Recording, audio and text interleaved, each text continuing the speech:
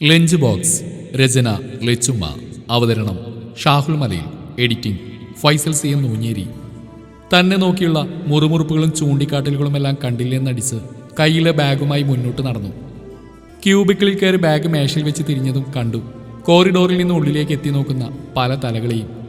താൻ ശ്രദ്ധിച്ചെന്ന് തോന്നിയതുകൊണ്ടാവണം അവയെല്ലാം അതേപടി താന്നുപോയത്. വാച്ചിലേക്ക് നോക്കിയതും സമയം 10 ആവാൻ ഇനിയും 5 മിനിറ്റ് ബാക്കി. ആളുകളെല്ലാം വന്ന് തുടങ്ങുന്നേയുള്ളൂ. അല്ലെങ്കിലും സർക്കാർ ഓഫീസിൽ ആരാണ് ഇന്നും കൃത്യനിഷ്ഠ പാലിക്കുന്നത്? സ്വയം ചോദിച്ച് ഉത്തരവും തേടി കണ്ടെത്തി പതിയെ അടിവെച്ച് നീങ്ങി കസേര വലിച്ചിരിക്കാനാഞ്ഞതുമാണ് പിൻവിളി കേട്ടത്. അല്ല കാർത്തികേയൻ സാറ് നിങ്ങൾ പോന്നോ? ഞാൻ കരുതി ഇന്ന് ലീവായിരിക്കുന്നു. പ്യൂൺ മോഹനാണ്, ഇവിടുത്തെ പ്രധാന BBC ന്യൂസ് അറിയാൻ വേണ്ടിയുള്ള വരവാണ്. പുറത്തുനിന്ന് പൊങ്ങിയ 1-2 തലകൾ പറഞ്ഞയച്ചതാവും എന്ന് ഉറപ്പാണ്. അല്ല മോഹന, ഞാനെന്തിനാ വെറുതെ ലീവ് എടുക്കുന്നത്? എനിക്കതിന് കുഴപ്പമൊന്നുമില്ലല്ലോ. മറുപടിക്ക് പകരം മറുചോദ്യം പ്രതീക്ഷിക്കാത്തതുകൊണ്ടാവണം മോഹനൻ ഉത്തരമില്ലാതെ പരിങ്ങിയത്. അല്ല സർ, അത് പിന്നെ കല്യാണം കഴിഞ്ഞിട്ട് 1 ദിവസമല്ലേ ആയുള്ളൂ. അപ്പോൾ ഞാൻ കരുതി. പരിങ്ങിയുള്ള മറുപടി താൻ പ്രതീക്ഷിച്ച തന്നെ ആയതിനാൽ പ്രത്യേകിച്ച് ഒരു ഭാവം മുഖത്ത് വന്നില്ല. കൃത്യം 10-ന് ബെല്ലടി കേട്ടതിനാൽ കൂടുതലൊന്നും പറയാൻ നിൽക്കാതെ അയാളോട് കണ്ണുകൾ കൊണ്ട് പൊയ്ക്കൊള്ളാൻ പറഞ്ഞതും ജീവൻ തിരികെ കിട്ടിയപ്പോഴുള്ള മോഹനന്റെ പോക്ക് കണ്ട് ഉള്ളിൽ ചിരിയാണ് വന്നത്. എന്നാലും കൂടെ ഒരു നമ്പരവും. കൺമുമ്പിൽ തെളിഞ്ഞത് കുറുമ്പും അത്രത്തോളം വാത്സല്യവും നിറഞ്ഞു തുളുമ്പുന്ന നിഷ്കളങ്കയായ വെള്ളാരം കണ്ണുള്ളൊരുവളുടെ മുഖമാണ്.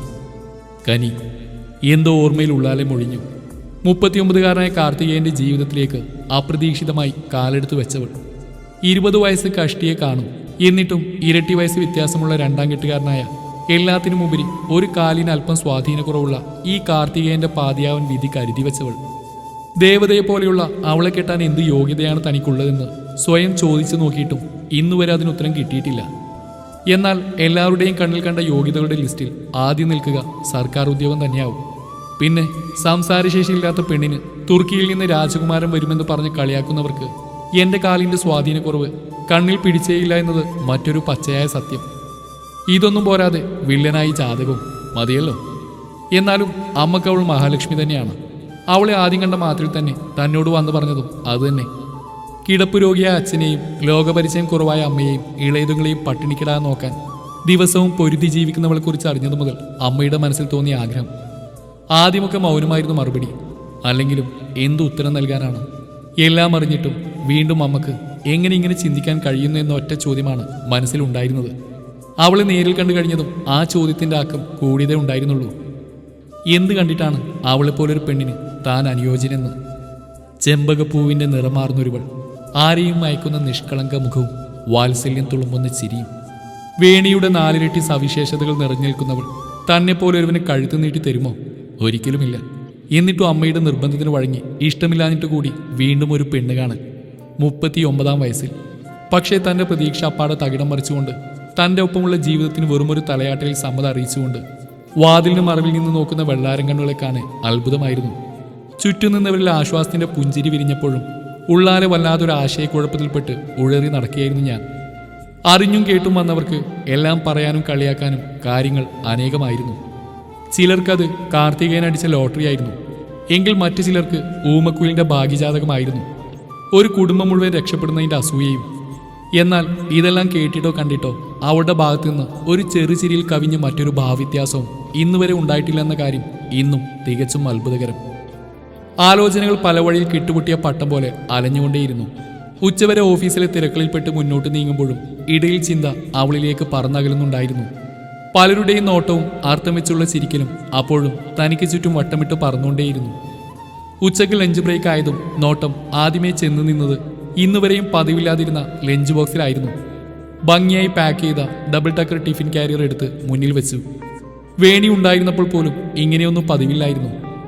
അന്നും വെച്ചുണ്ടാക്കാൻ മടികാട്ടി വേലക്കാരിയോട് ഓർഡർ ഇട്ട് കാലിമേൽ കാൽ കയറ്റി ഹാളിൽ ഇരിക്കുന്നവളെ കണ്ടുകൊണ്ടാണ് ഓഫീസിലേക്ക് ഇറങ്ങിയിട്ടുള്ളത്. വേണിയും കനിയും രണ്ടും രാവും പകലും പോലെ വ്യത്യസ്തമാർന്നവർ. സുഖസൗകര്യങ്ങൾക്കിടയിൽ നിന്നും വന്ന ഒരുവളും ഇല്ലായ്മയിലും ഉള്ളതുകൊണ്ട് സന്തോഷത്തോടെ സംതൃപ്തിയോടെ ജീവിക്കുന്ന കുടുംബത്തിൽ നിന്നും വന്ന മറ്റൊരുവളും. ചിന്താഭാരം ഏറി വരുന്നത് അറിഞ്ഞതും തലയൊന്നു കുടഞ്ഞു. ടിഫിൻ ബോക്സ് കയ്യിലെടുത്ത് തുറന്നതും മനമയക്കുന്ന ഗന്ധം ചുറ്റും നിറഞ്ഞു. കണ്ണടച്ച് അത് മുഴുവൻ ഉള്ളിലേക്ക് ആവാഹിച്ചു. അമ്മ ഉണ്ടാക്കുന്ന ഭക്ഷണത്തിന്റെ അതേ ഗന്ധം. അറിയാതെ ചൊടികൾ വിടർന്നു. കണ്ണു തുറന്നു നോക്കിയതും അവ ഒന്നുകൂടെ വിടർന്നു. മുന്നിൽ തനിക്കു പ്രിയപ്പെട്ടവയെല്ലാം ഭംഗിയായി ഒതുക്കി നിറച്ച് പൊതിഞ്ഞു വെച്ചിരിക്കുന്നു. കുത്തരിച്ചോറും ക്യാബേജ് തോരനും സാമ്പാറും നെല്ലിക്കാച്ചാറും പപ്പടവും ചമ്മന്തിപ്പൊടിയും കുഞ്ഞു കുപ്പിയിൽ മുളകും കറിവേപ്പിലയും ചതച്ചിട്ട് മോരും. അമ്മ പറഞ്ഞ അറിവുണ്ടാവും തൻ്റെ ഇഷ്ടാനിഷ്ടങ്ങൾ. കല്യാണത്തിന് മുമ്പോ ശേഷമോ ഈ നേരം വരെയും ഒരു ചിരിക്കപ്പുറം തങ്ങൾക്കിടയിൽ മറ്റൊന്നും കടന്നു വന്നിട്ടില്ലെന്ന കാര്യം അത്ഭുതത്തോടെ ഓർത്തു. പിന്നീടുള്ള ദിവസങ്ങളിലും ഇത് തുടർന്നുകൊണ്ടിരുന്നു. എല്ലാ ദിവസവും രാവിലെ ഓഫീസിലേക്ക് ഇറങ്ങുന്ന നേരം പതിവായുള്ള ചെറു ചിരിയോടെ കയ്യിൽ ആ ലഞ്ച് ബോക്സുമായി ഓടി വന്നു നിൽക്കും ആ പെണ്ണ്. അവളുടെ കയ്യിൽ നിന്ന് അത് വാങ്ങി തിരിച്ചൊരു നോട്ടം മാത്രം സമ്മാനിച്ച് അകന്നു പോകുമ്പോൾ അവളുടെ മുഖത്തെ ഭാവം എന്തായിരുന്നു ഇന്നും അറിയില്ല.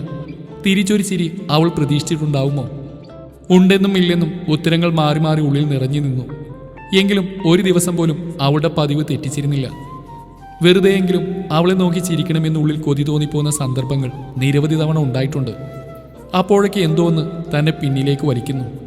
അവളെക്കുറിച്ച്, അവളുടെ ഇഷ്ടങ്ങളെക്കുറിച്ച് ഒരിക്കലും ചോദിച്ചിട്ടില്ല, അറിഞ്ഞിട്ടില്ല.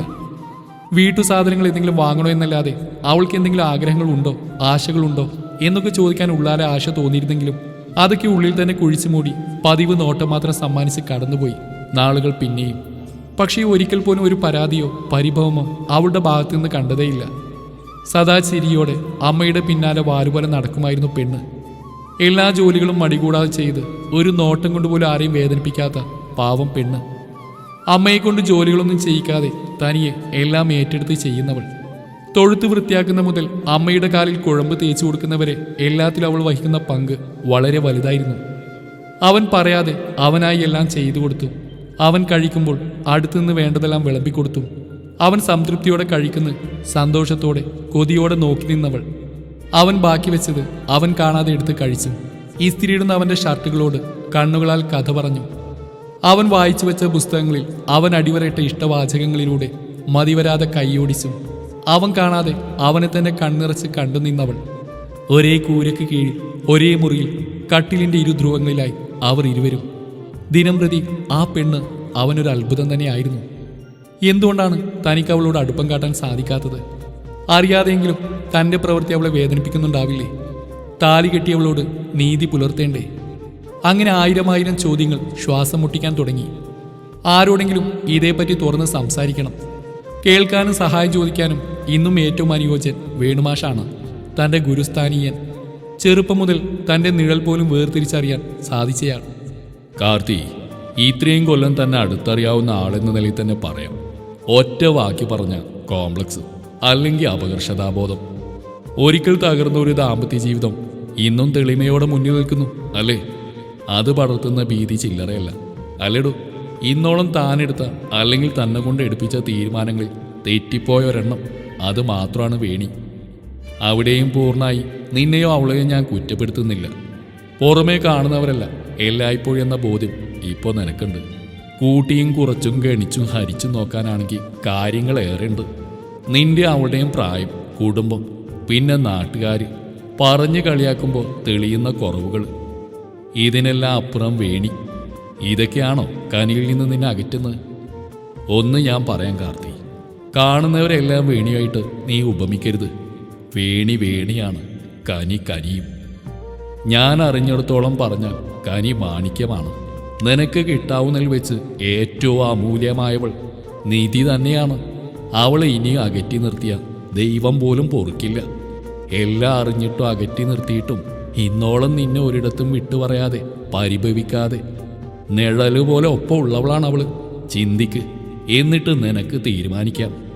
ഇത്രയും പറഞ്ഞ് നടന്നകലുന്ന മാഷിനെ നോക്കാൻ പോലും ത്രാണിയില്ലാതെ അവൻ ആ കടൽക്കരയിൽ തലകുനിച്ചിരുന്നു. കാതിലിപ്പോഴും കടൽക്കാറ്റിനോടൊപ്പം മാഷിന്റെ വാക്കുകൾ അലയടിക്കുന്നു. കൺമുമ്പിൽ ചിരിയോടെ തന്റെ നേർക്ക് ചോറ്റുപാത്തു നീട്ടി യാത്രയാക്കുന്ന വെള്ളാരം കണ്ണുള്ളവൾ തെളിഞ്ഞു വന്നു. കണ്ണുകൾ നിറഞ്ഞു വന്നു. ഹൃദയം ക്രമം തെറ്റി മിടിച്ചു. പ്രണയത്തിനു പ്രായം ഒരു തടസ്സമല്ല എന്നത് എത്ര വിചിത്രമായ കാര്യമാണ്. ജീവിതത്തിൽ നിന്ന് വേണി പടിയിറങ്ങി അന്ന് കൂടെ പോയതാണ് സ്നേഹം, ഇഷ്ടം, പ്രണയം എല്ലാം. സന്തോഷകരമായ ദാമ്പത്യ ജീവിതത്തിൽ കണ്ണീറ് തട്ടിയ പോലെയായിരുന്നു തനിക്കുണ്ടായ ആക്സിഡന്റ്. വലത്തേകാലിന് ചെറിയ സ്വാധീനക്കുറവ് വന്നു മുതൽ പിന്നീട് അങ്ങോട്ട് ജീവിതത്തിന്റെ താളം തെറ്റുകയായിരുന്നു. കാലം ഒരുപാടെടുത്തു വേണി എന്ന വിടവ് വരുത്തിയ മുറിവിൽ നിന്ന് കരകയറാൻ. വെറുപ്പായിരുന്നു എല്ലാത്തിനോടും. സഹതാപം നിറഞ്ഞ നോട്ടങ്ങളും മകന്റെ ജീവിതത്തെ ഓർത്തുള്ള അമ്മയുടെ കണ്ണീരും ഉടലാകെ ചുട്ടു പൊള്ളിക്കുമായിരുന്നു. പക്ഷേ ഇന്ന് ബാഹ്യ സൗന്ദര്യത്തിൽ വിശ്വസിച്ച് തനിക്കൊരു വൈകല്യം വന്നപ്പോൾ ഉപേക്ഷിച്ചു പോയവളെ ഓർത്ത് ഇതൊന്നും അറിയാത്ത ഒരുവളെ മനഃപൂർവ്വം അല്ലെങ്കിലും വേദനിപ്പിക്കുന്ന താൻ ഒരു ക്രൂരനാണെന്ന് തോന്നിപ്പോയി കാർത്തികേയന്. വെള്ളാരം കണ്ടുകാരി തൻ്റെ ഉള്ളിൽ കൂടുകൂട്ടി തുടങ്ങുന്ന ബോധ്യമുണ്ടായതും വർഷങ്ങൾക്കിപ്പുറം ചുണ്ടുകൾ പ്രണയം കലർന്ന ചിരിയണിഞ്ഞു. എന്നാൽ പിന്നീടുള്ള ദിനങ്ങളിൽ അവൾ വെച്ച് നീട്ടുന്ന ലഞ്ച് ബോക്സിനൊപ്പമുള്ള ചിരി പതിയെ അപ്രത്യക്ഷമായത് അവൻ്റെ ശ്രദ്ധയിൽപ്പെട്ടു. തന്നെ നോക്കാതെ നിലത്തേക്ക് മിഴികളൂന്നി തൻ്റെ നേർക്ക് നീട്ടുന്ന ലഞ്ച് ബോക്സ് വാങ്ങിയതും താൻ പോകുന്നവരെ കാക്കാതെ ഉള്ളിലേക്ക് പോകുന്നവളെ കാണെ നെഞ്ചിൽ എന്തോ കൊത്തി വലിക്കുന്ന പോലെ അവന് തോന്നി. ഓഫീസിലിരുന്നിട്ടും ഇരുപ്പുറക്കാതെ വന്നു. ഒരിക്കൽ ഉച്ചയോടെ അവളെ കാണാൻ വീട്ടിലേക്ക് തിരിച്ചു. അവളോട് സംസാരിക്കണമെന്ന തീരുമാനത്തോടെ. ഏറെ തേടിയിട്ടും അടുക്കളയിലും തൊഴുത്തിലും തൊടിയിലുമൊന്നും അവളെ കണ്ടുകിട്ടാതെ വന്നു. കണ്ണുകൾ നാലുപാടും തേടി അലയുമ്പോഴാണ് ഇതെല്ലാം ചെറുചിരിയോടെ ഒപ്പിയെടുത്തുകൊണ്ട് അമ്മ പറയുന്നു അവൾ റൂമിലാണെന്ന്. പുറമേ ആശ്വാസത്തോടെ എന്നാൽ ഉള്ളിൽ വർദ്ധിച്ച ഹൃദയമിടിപ്പോടെ റൂമിലേക്ക് പായവെ കണ്ടു. ടേബിളിൽ തലചായ്ച്ചു കിടക്കുന്നവളെ.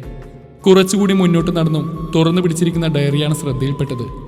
അവളെ ഉണർത്താതെ അത് കയ്യെത്തിയെടുത്തു പൊടുന്നനെ മുന്നിലെ പേജുകളിൽ ഒന്നിൽ നിന്നും ഒരു ഫോട്ടോ താഴേക്ക് പതിച്ചു. തൻ്റെ ഫോട്ടോ അതെടുത്ത് മറിച്ചു പിടിച്ചതും കണ്ടു വടിവത്ത അക്ഷരങ്ങൾ എഴുതിയിരിക്കുന്നു, കനിയുടെ സ്വന്തം. കണ്ണുകൾ മതിവരാതെ വീണ്ടും വീണ്ടും ആ വാചകം ഒപ്പിയെടുത്തു.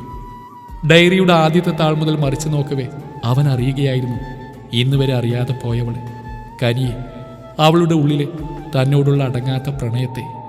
താൻ അറിയാതെ തന്നെ അറിഞ്ഞവൻ. ഓരോ ദിവസവും തനിക്കായി നീട്ടുന്ന ചോറ്റുപാത്രത്തിന് അവളുടെ പ്രണയത്തിൻ്റെ രുചിയായിരുന്നു. ഓരോന്നിലും അടങ്ങിയിരുന്നത് അവൾ തന്നോട് പറയാൻ പകരാൻ കൊതിച്ച പ്രണയമായിരുന്നു. ഇന്നുവരെ കിട്ടിയ ലഞ്ച് ബോക്സിലെല്ലാം നിറഞ്ഞു നിന്നത് അവളുടെ സ്നേഹത്തിൻ്റെ, പരിഭവത്തിൻ്റെ, കുറുമ്പിൻ്റെ, വാത്സല്യത്തിൻ്റെ ഭാഷയായിരുന്നു. അറിയാതെ പോയി ഞാൻ. പലപ്പോഴായി കണ്ടിരുന്ന അവളുടെ നെയ്പായസത്തിന് അവളുടെ സ്നേഹത്തിൻ്റെ രുചിയായിരുന്നു. എരിവുള്ള കറികളിൽ നിറഞ്ഞത് അവളുടെ കൊച്ചു ദേഷ്യമായിരുന്നുവോ? പുളിയിൽ കയ്പിൽ അവളുടെ കുറുമ്പും കുസൃതിയുമായിരുന്നുവോ? അവളുടെ ഭാഷയിൽ പറയാതെ പറയുകയായിരുന്നു അവൾക്ക് എന്നോടുള്ള പ്രണയം. സ്വയം മനസ്സിൽ ചോദിച്ചുകൊണ്ടേയിരുന്നവൻ. അവൻ അറിയുകയായിരുന്നു ഇന്നോളം കണ്ടിട്ടില്ലാത്ത കേട്ടിട്ടില്ലാത്ത കനിയുടെ മറ്റൊരു ഭാവം. തൻ്റെ ഒരു നോട്ടത്തിനായി, ഒരു ചിരിക്കായി കാത്തിരിക്കുന്നവളെ പറ്റി. ഓരോ വരിയും വായിച്ച് അവസാനത്തെ പേജിലെ വരികളിൽ കണ്ണ് ചെന്ന് നിന്നതും അവ നിറഞ്ഞു. എൻ്റെ മൗനം നിന്നോട് പറയാതെ പറഞ്ഞിട്ടും നീ അറിഞ്ഞില്ല. ഇതാ പറയുവാനിനി ഒന്നും ബാക്കിയില്ലാത്ത പോലെ എൻ്റെ വാക്കുകളിൽ അവസാന അക്ഷരവും നിനക്കായി ഞാൻ എഴുതി തീർക്കുന്നു. കവിളിലേക്ക് പതിച്ച കണ്ണുനീർ തുള്ളികളാണ് കനിയെ ഉണർത്തിയത്. ഞെട്ടിപ്പിടഞ്ഞെണീറ്റതും മുന്നിലായി നിറകണ്ണുകളോടെ നിൽക്കുന്നവനെ കാണെ ഒരു നിമിഷം സ്തംഭിച്ചു പോയവൾ. എന്നാൽ നോട്ടവൻ്റെ കയ്യിലെ ഡയറി ചെന്ന് നിന്നതും വെള്ളാരം കണ്ണുകളിൽ പരിഭ്രമം നിറഞ്ഞു. അവനത് കണ്ടു കാണുമെന്ന് ഉറപ്പായി. എന്തിനോ കണ്ണുകൾ നിറഞ്ഞു വന്നു. അവനെ നേരിടാൻ പ്രാണിയില്ലാത്തപ്പോൾ തല കുനിച്ചു നിന്നു ആ പെണ്ണ്. എന്നാൽ പൊടുന്നനെ അവളെ വാരി നെഞ്ചോട് ചേർത്തവൻ. മുന്നിൽ സിന്ദൂര ശോഭയിൽ നിൽക്കുന്ന അവളുടെ സീമന്തരേഖയിൽ ചുണ്ട് ചേർത്തു. അപ്രതീക്ഷിതമായ അവൻ്റെ നീക്കത്തിൽ അവളുടെ കണ്ണുകൾ നിറഞ്ഞു. ഇരുവരുടെയും കണ്ണുകൾ ഇടതടവില്ലാതെ പെയ്തുകൊണ്ടിരുന്നു. കനി, ഞാൻ എന്തോ പറയാൻ വന്നവനെ കൈകൊണ്ട് വാപ്പുത്തി തടഞ്ഞുകൊണ്ട് വേണ്ട എന്നർത്ഥത്തിൽ തലയാട്ടി. അവളുടെ വെള്ളാരം കണ്ണുകളിലെ ഭാവത്തിൽ നിന്നും ഇപ്പോൾ അവൻ മനസ്സിലാക്കുന്നു പറയാതെ പറഞ്ഞത് എന്താണെന്ന്. ഒരിക്കലും അകലാൻ അനുവദിക്കാത്ത വിധം അവളെ ചേർത്തണക്കുമ്പോൾ തുറന്നിട്ട ജനാലയിലൂടെ ഒരു കുളിർക്കാറ്റ് അവരെ തഴുകി കടന്നുപോയി. ഡയറിയുടെ താളുകൾ കാറ്റിൽ മറിഞ്ഞ് അവസാന പേജിൽ എത്തി നിന്നു.